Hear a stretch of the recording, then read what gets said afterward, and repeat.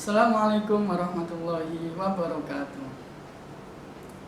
Kuntilanak makan ketupat, bentuknya segi empat. Kalau kamu umat Muhammad, jawab salam dengan semangat ya.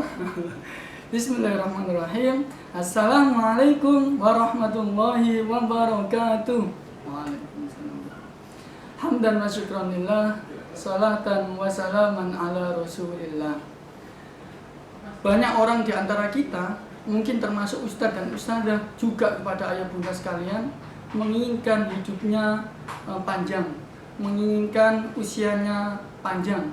Dengan usia panjang itu, kita semua berharap agar menambah kebaikan, agar menambah pahala, sehingga kita pun doanya pun Allahumma tawwil umurona bi ta'atillah. Doa ini khusus untuk orang-orang yang ingin hidupnya banyak kebaikan.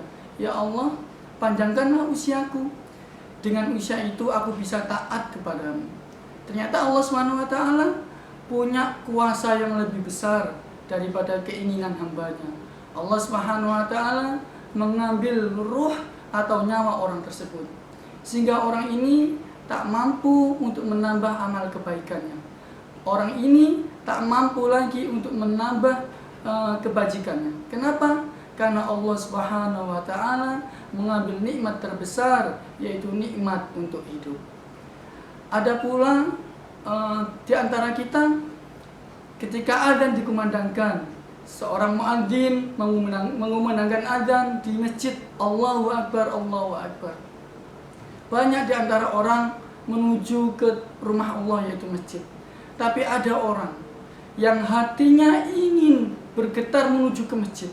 Hatinya ingin sekali berkumpul dengan orang-orang soleh, bersujud bersama.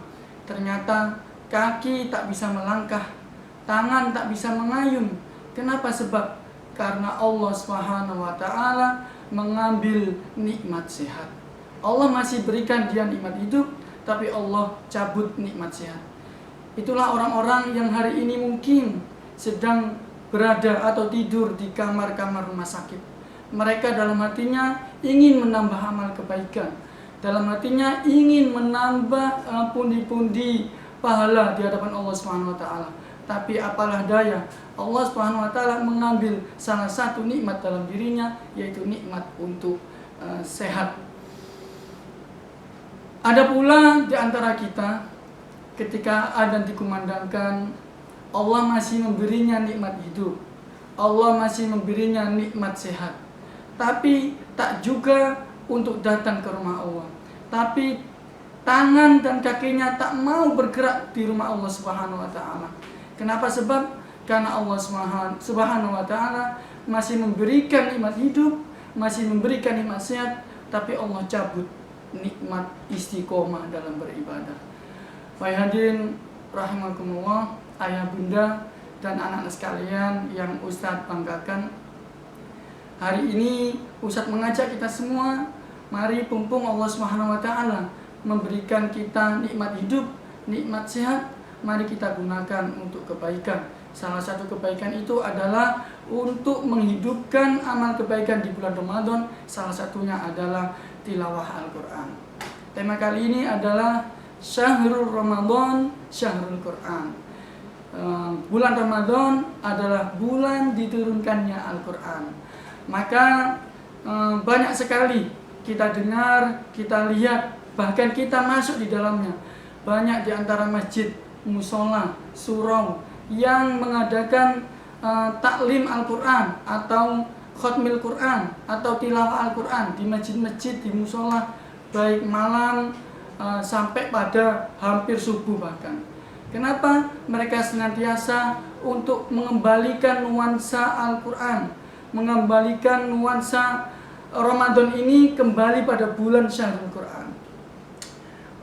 Rasulullah SAW menyampaikan sebuah hadis sahih, Iqra'ul Quran fa innahu ya'ti yaumal qiyamah syafi'an li ashabi.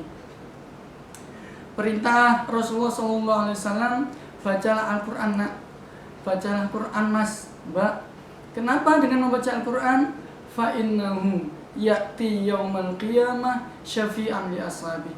Karena akan datang di hari kiamat nanti, Al-Quran itu akan menjelma, akan menjadi seorang penolong. Kepada siapa? Li ashabi, kepada orang-orang sahabat Al-Quran, kepada orang-orang yang selama di dunia suka berinteraksi dengan Al-Quran.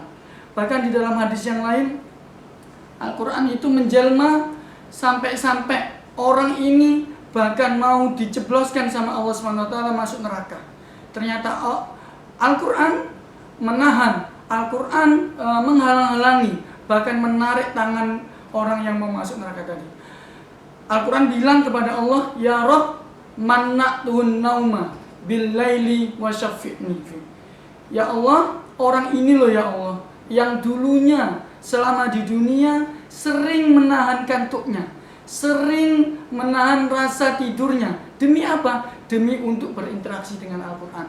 Dikala orang-orang lagi lelapnya tidur, dikala orang-orang lagi enaknya berbaring di kasur, terlelap dan sebagainya, orang ini ya Allah selalu menjaga aku.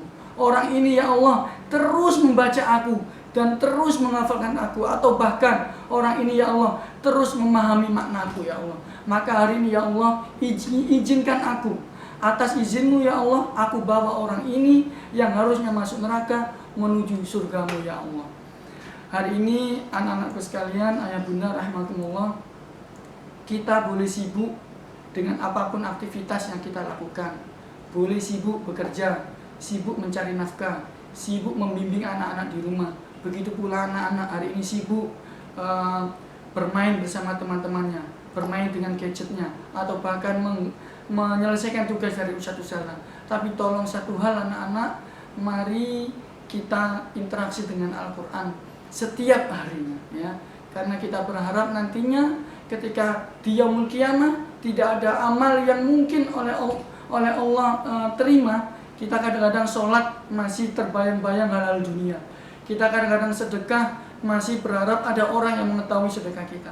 Tapi ketika nanti Al-Quran kita baca tiap malam, Al-Quran berinteraksi dengan kita setiap hari, maka nanti suatu saat nanti di hari kiamat dia akan datang sebagai syafaat. Itu yang dapat Ustaz sampaikan, kurang lebihnya mohon maaf. Mudah-mudahan Allah SWT menerima semua amal kita, semua tilawah kita, termasuk saum kita di hari ini. Ihdinas siratal mustaqim, wabillahi taufiq wal hidayah. Wassalamualaikum warahmatullahi wabarakatuh.